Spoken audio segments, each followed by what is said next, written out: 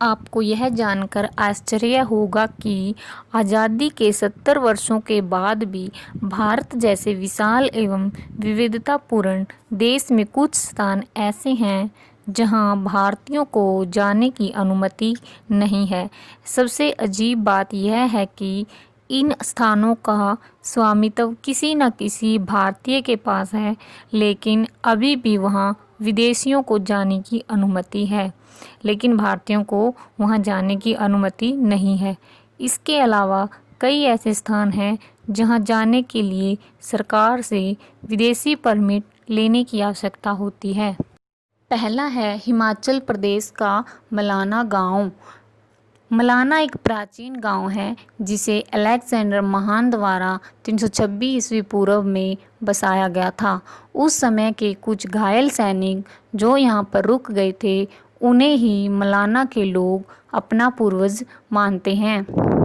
इन ग्रामीणों को मुझे मत छुओ उपनाम से भी जाना जाता है, क्योंकि इनके सामान को छूने की अनुमति किसी को नहीं है। इस गांव की भाषा कंसी है जो पवित्र मानी जाती है और बाहरी लोग इस भाषा का प्रयोग नहीं कर सकते। इसके अलावा वे बाहरी व्यक्तियों को अपने मंदिरों में प्रवेश की अनुमति नहीं देते। ग्रामीण बाहरी व्यक्तियों को अछूत मानते हैं। मलाना जल विद्युत स्टेशन नामक एक बांध परियोजना इस गांव को बाकी दुनिया के करीब लाया है और यह परियोजना इस क्षेत्र के राजस्व प्राप्ति का एकमात्र स्रोत है। दूसरा है लक्षद्वीप।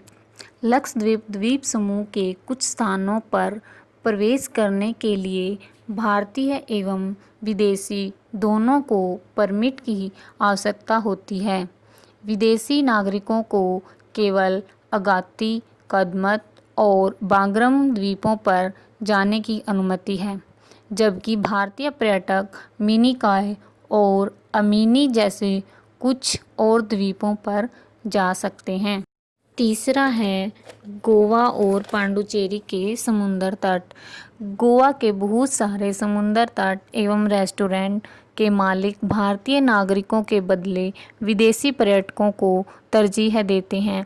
ऐसा ही नज़ारा पांडुचेरी के समुद्र तटों पर भी देखा जा सकता है, जो भारतीय एवं फ्रांसीसी आर्किटेक्चर से घिरे हुए हैं एवं इनमें से कुछ समुद्र तट तथा रेस्टोरेंट केवल विदेशी पर्यटकों के लिए आरक्षित हैं।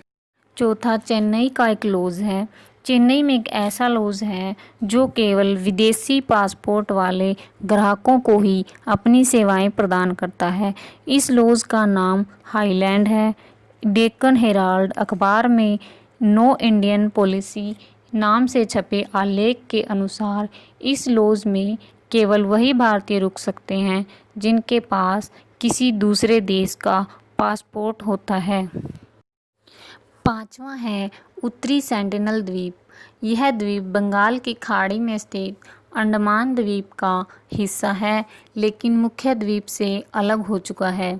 उत्तरी सेंटिनल द्वीप अद्भुत समुद्र तटों, घने जंगलों एवं प्रबाल वीथियों से घिरा हुआ एक छोटा सा द्वीप है। यह द्वीप अपनी भौगोलिक संरचनाओं के कारण नहीं, बल्कि यहाँ निवास करने वाले सेंटिनीलीज आदिवासियों के कारण मुख्य द्वीप से अलग हुआ है, क्योंकि ये आदिवासी नहीं चाहते कि कोई पर्यटक या मछुआरा इस द्वीप पर आए। यहाँ तक कि जब 2004 में सुनामी आई थी और इस द्वीप की जनसंख्या पर प्रतिकूल प्रभाव पड़ा था, तो उस समय भी सेंटिनीलीज जनजाति के लोग अपना बचाव करने में कामयाब रहे थे और द्वीप पर नुकसान का आकलन करने के लिए आने वाले भारतीय तटरक्षक बलों के हेलीकॉप्टर पर तीरों से हमला करते थे। छठा है फ्री कैसोल कैफ़े। यह एक इजरायली कैफ़े है जो हिमाचल प्रदेश में है। यह कैफ़े 2015 में उस समय सुर्खियों में आया जब इसने बिना पासपोर्ट वाले भारतीय नागरिकों को अपनी सेवाएं देने से मना कर दिया था।